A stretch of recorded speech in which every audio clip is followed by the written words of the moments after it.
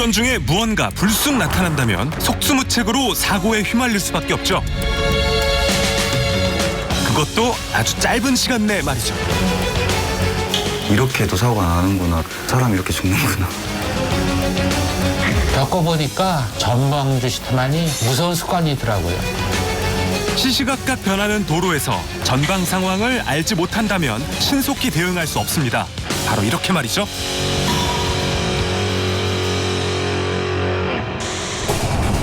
칠흑같이 어두운 도로 위에서 평화가 깨진 건 찰나였습니다.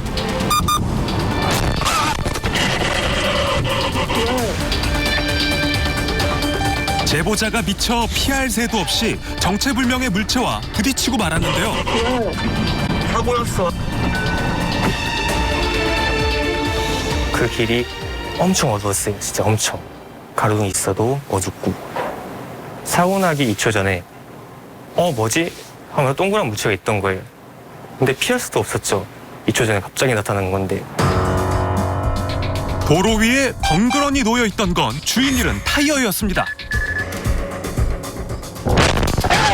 피해자는 제보자뿐만이 아니었다고 하는데요.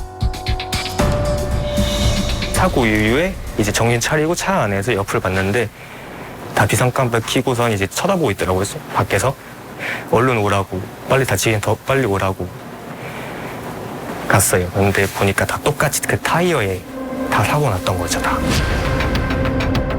제보자가 사고를 당하기 전부터 갓길에는 차량 여러 대가 비상등을 켠 채 정차해 있었습니다. 눈에 띄지 않는 타이어로 인한 피해는 심각했는데요.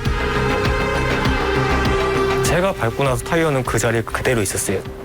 나중에는 사람들이 피하란 말을 들었어요. 보니까 제 뒤에 차가 타이어랑 부딪히고 나서 그 타이어가 날라왔던 거죠.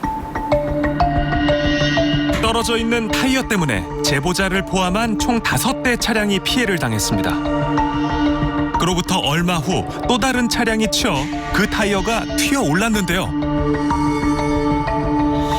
날라오고 나서 그 타이어가 제 차 밑을 꽂히면서 사고가 이제 안 났던 거예요.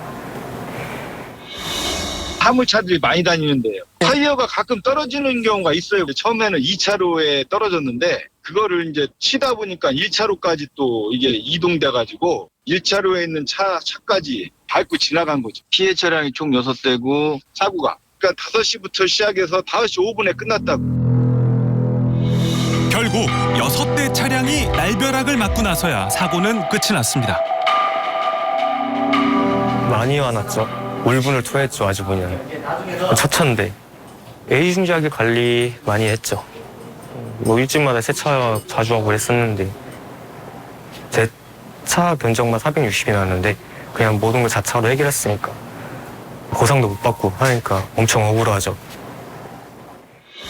올해부터는 자동차 손해배상보장법 개정으로 이와 같은 가해자 불명의 낙하물 사고의 경우에도 정부 보장 사업에 따라 사망, 부상의 경우에는 책임보험 한도 내에서 보상받을 수 있도록 법 개정이 이루어졌습니다.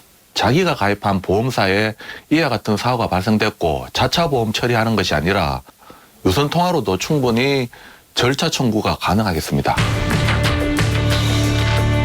책임보험 한도 내에서 보상받을 수 있는 범위는 이렇습니다. 치료비는 3천만 원까지, 사망 후유 장애는 1억 5천만 원까지인데요. 아쉽게도 차량 수리비는 보상이 불가능합니다. 가로등이 없는 야간 도로가 특히 위험한 이유는 아무래도 앞이 잘 보이지 않기 때문인데요. 김주영 씨에게 그날은 악몽으로 남아 있습니다. 사람이 이렇게 죽는구나. 그때 당시 만약에 똑같은 상황이 난다면은 피했을 것 같아요. 한 줄기 빛조차 없는 어두컴컴한 도로. 가족 모임 후 귀가하는 길이었습니다.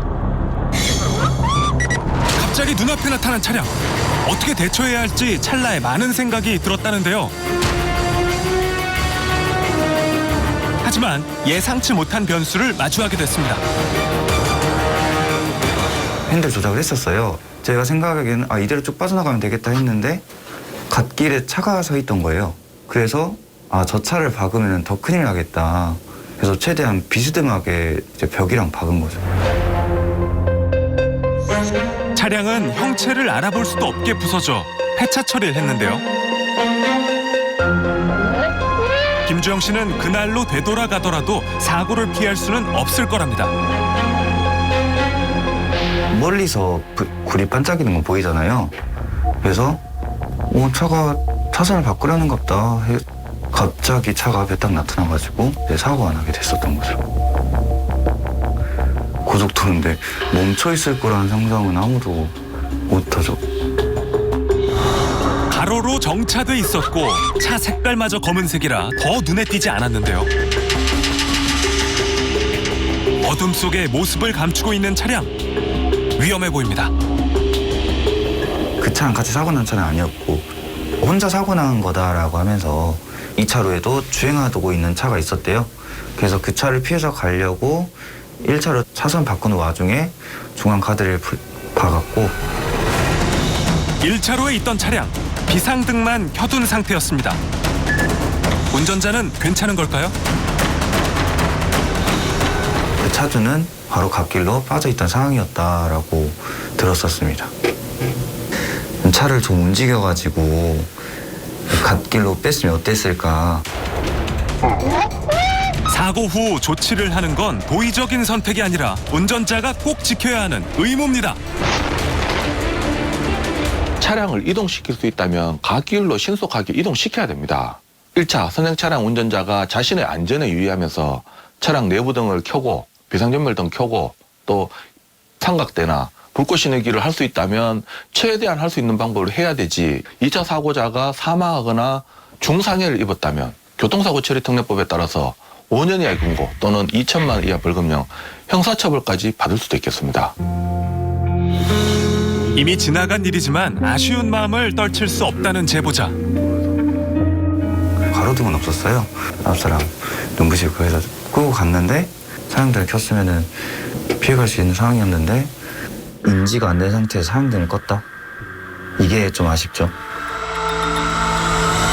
도로가 어두울 땐 운전자가 시야를 통해 전달받는 정보의 양이 급격하게 줄어드는데요. 하양등의 시야가 전방 40m인 반면 상향등은 전방 100m까지 비춥니다. 가로등이 없는 국도나 산길에서는 상향등으로 가시거리를 넓히는 게 사고 예방에 큰 도움이 됩니다. 앞서 보여드렸던 두 사고 역시 전방 상황을 뒤늦게 파악해 사고를 피할 수 없었는데요. 상향등을 켰었더라면 하는 아쉬움이 남습니다. 반대편 차로의 운전자를 배려해 상향등 사용을 자제하곤 하는데 상황에 따라선 상향등을 켜야 한다는 거 꼭 기억하시기 바랍니다. 운전을 할 땐 항상 조심해야 하지만 특히 시야가 어두워지는 야간엔 더 주의를 기울여야 합니다. 이렇게 생각지도 못한 상황을 맞닥뜨리게 될 수도 있으니까요. 그리고 한 가지 더 짚고 넘어가야 할 건 깜깜한 도로에서 이게 제대로 보이겠습니까? 다른 운전자에게는 위협이 되지 않도록 빨리 조치를 취했어야죠. 그게 기본입니다. 도로엔 늘 위험이 도사리고 있습니다. 그렇기 때문에 운전을 할 땐 운전에만 집중해야 하죠. 그런데 주행 중에 딴짓을 하는 운전자들이 의외로 많습니다. 무심코한 딴짓 때문에 크게 사고가 나는데도 말이죠. 거의 붙어 있는데 30년 차 베테랑 운전자인 서재교 씨. 잘못된 습관 때문에 무사고 경력이 하루아침에 깨졌습니다. 이런 사고를 겪어보니까 참 후회가 되는 부분도 있고 나쁜 운전 습관 중에서 제일 무서운 게 제가 겪어보니까 전방주 시스템이 사실은 제일 무섭죠. 앞이 시원하게 뻥 뚫린 국도를 달리던 중이었습니다. 잠시 후 예상치 못한 상황을 마주하는데요. 자, 앞차와 가까워지는데 속도는 줄지 않습니다. 결국 사고가 나고 마는데요. 정차 차량을 뒤늦게 발견한 건 잠깐의 방심 때문이었습니다. 차에 보면 트림이라고 그래갖고 연비 같은 거 이렇게 나타내서 가는 그런 들이 있잖아요. 그 상태가 좋은 국도를 타니까 연비가 얼마나 나올까 하고 트림 컴퓨터 이제 그 모드 셀렉터를 한 서너 번 누르면서 이제 그러다 보니까 이제 뭐 한 2, 3초를 허비하게 된 거죠. 시속 100km 정도의 속도로 주행하던 제보자는 2차로에 있던 차량 후미를 추돌하고 멈춰섰습니다. 저도 한 2, 3초간 정신을 잃었었어요. 그래서 눈을 떠보니까 에어백 터지면서 그런 연무 때문에 얼른 키를 빼고 문을 열고 나와서 그 사람도 이제 사고가 났으니까 이제 차에서 나왔더라고요. 괜찮냐 그랬더니 괜찮다고 그래. 찰나의 방심으로 인해 사고가 발생했습니다. 앞차들이 멈춰선 특별한 이유라도 있는 걸까요? 1차선에 주행하던 차가 그 고란을 치고 그 자리에 섰는데 그 따르던 차가 고란이 친 차를 살짝 스쳤나 봐요. 그래서 1, 2차선이 서 있게 되었다고 얘기를 하더라고요. 1차로에서 고라니를 충격한 차량이 멈춰선 게 정체의 시작이었습니다. 뒤 차량이 이를 피하려고 핸들을 틀었지만 결국 접촉사고가 나서 2차로에 멈춰섰다는데요. 이 때문에 1, 2차로가 막혔던 겁니다. 이때 전방 상황을 보지 못한 제보자로 인해 추가 사고가 발생한 거죠. 앞을 똑바로 보고 가야지. 나도 충분히 쓸 수도 있었는데 그렇지 않았으면 충분히 섰었을 텐데 자만한 거죠. 어떻게 보면. 여지껏 사고 같은 걸 한 번도 내본 적이 없으니까 해서 제가 제 과실 100%로 그렇게 처리된 걸로 알고 있습니다. 시시각각 바뀌는 도로에서 방심은 금물입니다. 앞차를 따라 멈춰선 그때 미안해, 괜찮아. 아리나, 그럼 어떻게 해야 되지? 브레이크를 밟고 차가 거의 섰는데 근데 갑자기 차가 앞으로 꿀렁하면서 앞차를 박았어요. 내가 멈추다가 왜 다시 가지? 저는 처음에 아예 경황이 없어서 이제 긴가민가 하긴 했어요. 그게 찰나여가지고. 블랙박스 영상을 다시 보겠습니다. 자, 황급히 차로를 변경하는 앞쪽의 한 차량. 앞차가 멈춰 서고, 자, 분명히 제보자도 섰는데요. 미안해, 괜찮아. 주차가 받았어. 주차가 받은 거야, 나를? 주차가 받았어. 알고 보니 후방 차량이 멈추지 못해 3중 추돌 사고가 발생한 겁니다. 막 화가 나지는 않았어요, 사실. 그냥 서로 많이 다치지 않았음에 일단 다행이고 그런 정도의 느낌이었어요. 블랙박스를 보기 전까지는요. 제보자를 경악하게 만든 건 바로 운전자의 딴짓이었습니다. 혹시 보셨습니까? 자, 바로 운전자가 사고 직전까지 앞을 살피지 않은 채로 스마트폰을 하고 있었습니다. 전방을 전혀 보지 않고 휴대폰에만 시선을 두시고 운전을 하시고 계셨고 그 주행하던 속도 그대로 제 차로 충돌을 하신 거예요. 손에 쥐고 있던 휴대폰이 이렇게 튕겨나갈 정도로 좀 세게 충격이 있었고요. 추돌 충격으로 뒷차의 앞범퍼는 형체를 알아보기 어려울 정도로 부서졌고 제보자 차량이 밀리면서 앞차 또한 피해를 입었습니다. 전방주시 소홀히 초래한 3중 추돌 사고. 그런데 상대방의 주장이 제보자를 당황스럽게 만들었다는데요. 보험사 그 직원분께서 앞에 차가 먼저 사고가 나 있었고 거기에 박은 거다. 그래서 저희는 너무 화가 나고 어이가 없어서 저희가 바로 블랙박스 보내드리겠습니다. 확인하시고 전화 주세요 하고 끊었죠. 확인하시고 바로 전화가 오셔서 이제 태도가 완전히 180도 바뀌신 거예요. 다행히 블랙박스 영상이 있어 제보자 과실이 없다는 게 증명됐는데요. 이 사고로 자신의 운전 습관을 되돌아보는 계기가 됐다는데요. 사실 저도 이번 사고가 있기 전에는 운전하면서 사실 볼 때가 있었습니다. 근데 이번 사고를 이렇게 겪고 나서 이렇게 제가 조작을 한다거나 하는 거는 아예 못 하겠어요. 왜냐면 이게 제가 이번에는 피해자였지만 누군가한테 제가 제 핸드폰을 봄으로써 제가 가해자가 또 될 수 있는 거잖아요.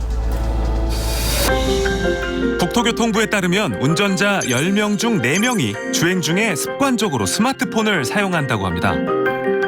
게다가 운전 중 스마트폰 조작은 오히려 늘어나고 있는 추세인데요. 스마트폰 사용은 운전자의 시선과 주의를 분산시키는 대표적인 행위죠. 과연 운전에 어떤 영향을 끼칠까요? 화면을 켜고 네라는 짧은 답장을 보내는 데만 무려 10초가 넘는 시간이 걸렸습니다. 스마트폰을 응시한 채 10초 동안 시속 50km로 주행한다면 어떻게 될까요? 결과는 충격적이었습니다. 그 짧은 시간 동안 전방을 살피지 못하고 지나친 거리는 무려 140m나 됐습니다. 운전 중에 무심코 하게 되는 행위는 이뿐만이 아닌데요. 생각지 못한 전방 주시 테마는 굉장히 많습니다.